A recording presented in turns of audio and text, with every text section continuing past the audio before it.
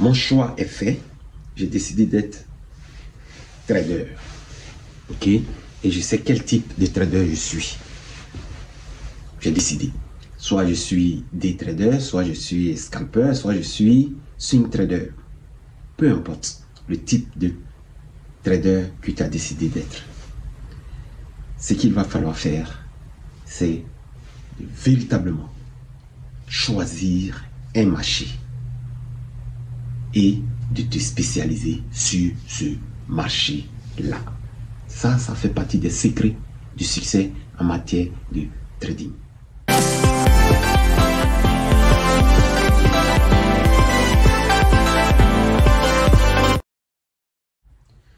Se spécialiser sur le marché, se spécialiser dans un secteur précis de ce marché-là et se spécialiser sur une action précise et étudier à fond cette action-là, son comportement sur plusieurs années, son comportement dépendant des différentes périodes, le comportement de cette action à l'ouverture, aux différentes étapes du marché, à l'ouverture, à mi-journée, à la fin et en overnight.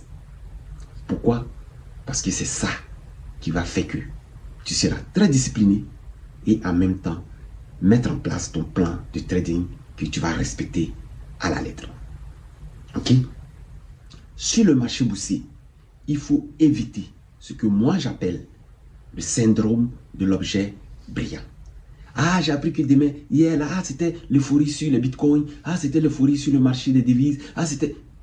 Tu bitumes de marché en marché sans prendre la peine d'être bon, sans prendre la peine d'être performant, sans prendre la peine d'être très efficace. En ce moment, tu deviens médiocre sur tous les marchés et ça, c'est synonyme de perte d'argent.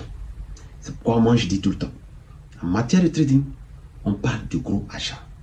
Donc, il faut prendre la peine de bien se former. Je reviens toujours là-dessus. L'état d'esprit, la concentration, le focus, la discipline et avoir un plan de trading.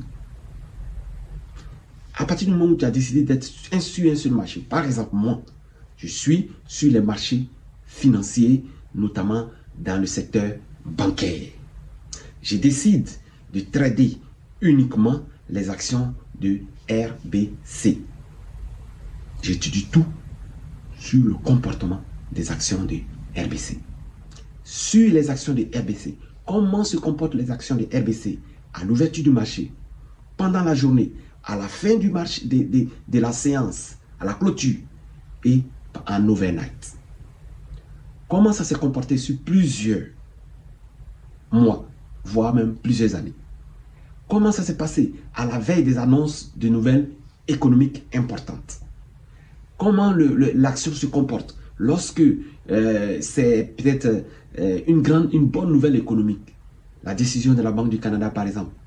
Comment, à l'approche de l'annonce des états de résultats de RBC, comment les actions se comportent. Je prends la peine de me spécialiser, de veiller au grain, donc par conséquent de mettre un plan de trading qui va respecter tout ça. Ça me permet donc d'être discipliné et d'être rigoureux et extrêmement focus sur mon travail que je fais. Et ça me permet donc d'être un très bon trader. C'est pourquoi, en matière de trading, le secret, il n'en a pas 1000. Il faut être discipliné, il faut être organisé, il faut être patient et il faut être focus. Évitez le bitumage. Évitez de regarder à gauche, à droite. Choisissez un marché, choisissez un secteur, choisissez une action, étudiez-la à fond et soyez bon sur cette action parce que en trading, comme je l'ai dit à la bourse, que le marché monte, que le marché descende, que le marché fasse du surplace à tout moment, dans quelle que soit la phase du marché, que ce soit un marché haussier, un marché baissier ou un marché stable, tu peux toujours faire de l'argent et du gros achat. La seule condition, c'est d'avoir un très bon plan de trading, de le respecter, de le pratiquer et de le maîtriser à fond. Dans mon plan de trading, les éléments qui peuvent y figurer Ça, je parle de ça de façon générale, mais je vais revenir en détail. Quelle quantité d'actions je vais choisir? Comment je vais me comporter? Si je suis en position acheteuse et que le marché ne va pas dans mon sens, comment je me comporte? Si je suis en position vendeuse et que le marché tarde à baisser, comment je me comporte?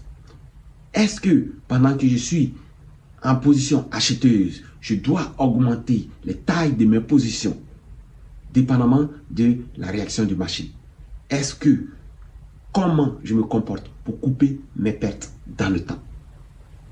Comment je me comporte pour augmenter de façon progressive mes quantités?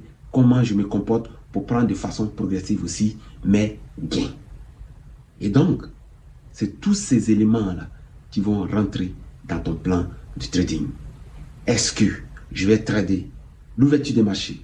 Est-ce que je vais trader pendant la journée? Est-ce que je vais trader à la fermeture? Ou bien est-ce que je reste en overnight? Donc, dépendamment de la période de la journée, dépendamment de la phase du marché, dépendamment de mon aversion au risque, dépendamment de qui je suis, dépendamment de sur quel marché je me suis positionné et dépendamment de quel produit financier je traite, je dois être capable de mettre en place ce plan de trading là, parce que ma survie, ma longévité, ma performance, tout va dépendre de ce plan de trading que je dois de respecter à la lettre, de le suivre, de le pratiquer, de le respecter afin que j'ai véritablement une expérience qui va me permettre de vivre réellement de mon métier de trader.